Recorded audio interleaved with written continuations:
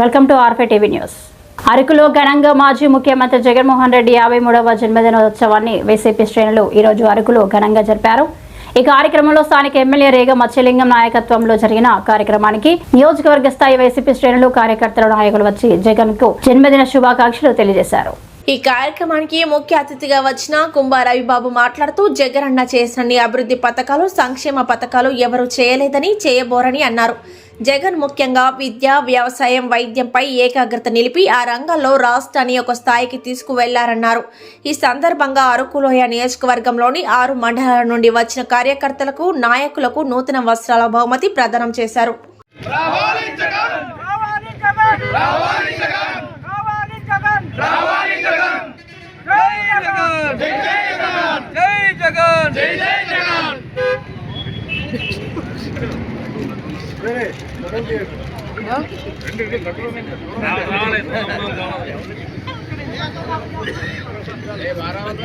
స్కూల్లో ఫ్రీ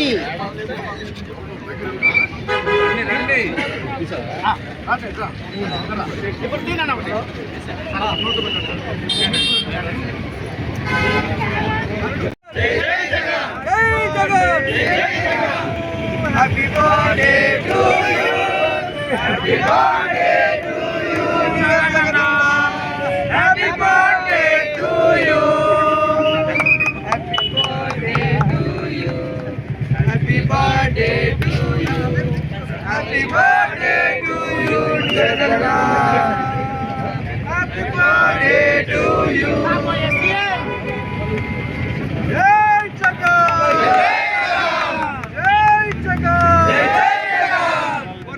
జగన్మోహన్ రెడ్డి గారి నాయకత్వం, జగన్మోహన్ రెడ్డి గారి నాయకత్వం.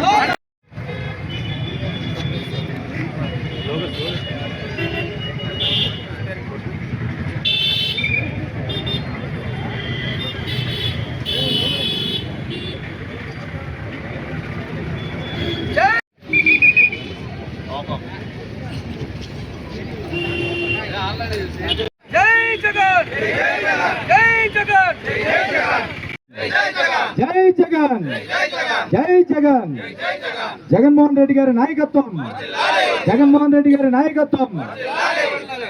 Happy birthday to Jagananna, happy birthday to, happy birthday to, happy birthday to. ఇంకోసారి మీడియా మిత్రులందరికీ హృదయపూర్వక ధన్యవాదాలు.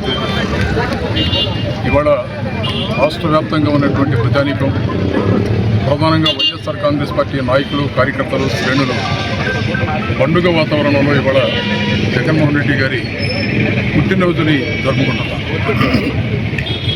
భారతదేశం గర్వించదగినటువంటి నాయకులు జగన్మోహన్ రెడ్డి గారు ఉన్నారు. ఎందుకంటే తను ముఖ్యమంత్రిగా ఉండి అనేకమైనటువంటి విప్లవాత్మకమైనటువంటి సంక్షేమ కార్యక్రమాలు, అభివృద్ధి కార్యక్రమాలు చేసినటువంటి ఘనత ఈ రాష్ట్ర చరిత్రలో జగన్మోహన్ రెడ్డి కలిగింది.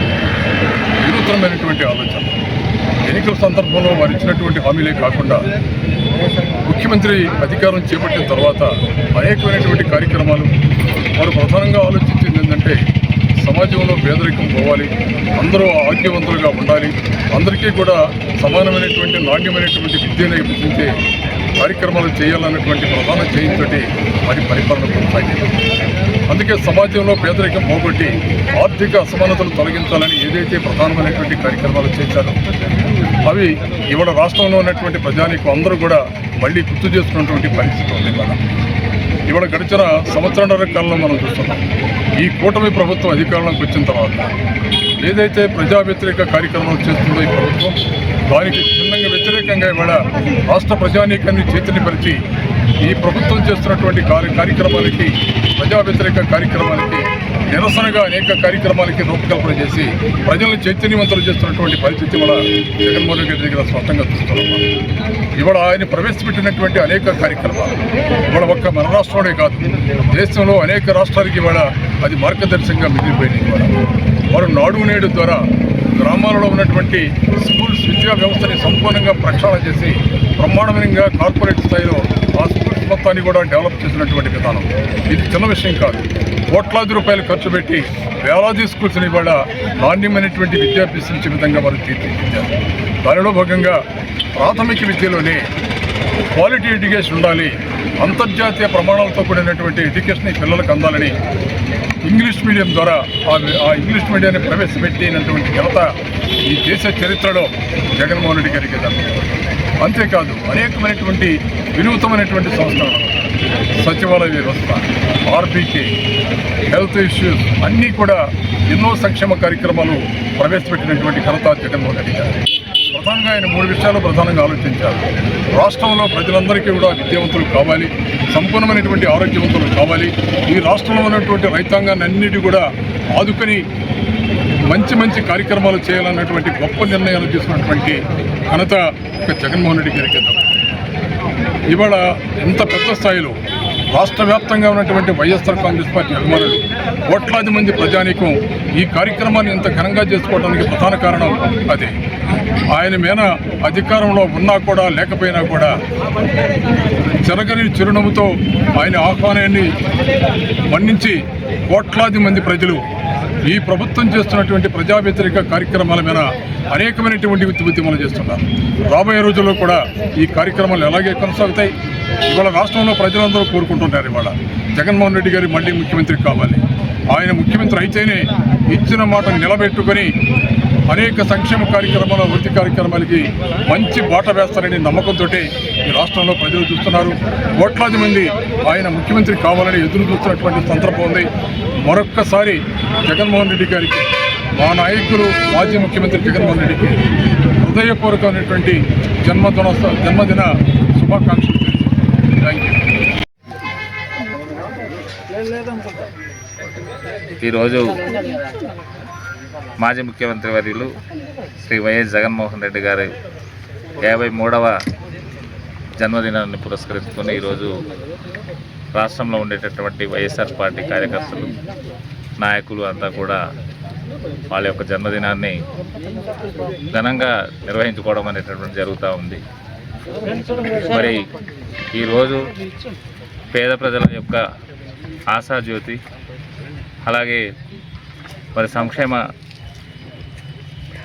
కార్యక్రమాల ప్రదాత అయినటువంటి జగన్మోహన్ రెడ్డి గారు జన్మదినం జరుపుకోవడం అనేటటువంటిది కార్యకర్తల్లో, నాయకుల్లో కూడా ఉత్తేజాన్ని నింపుతుంది.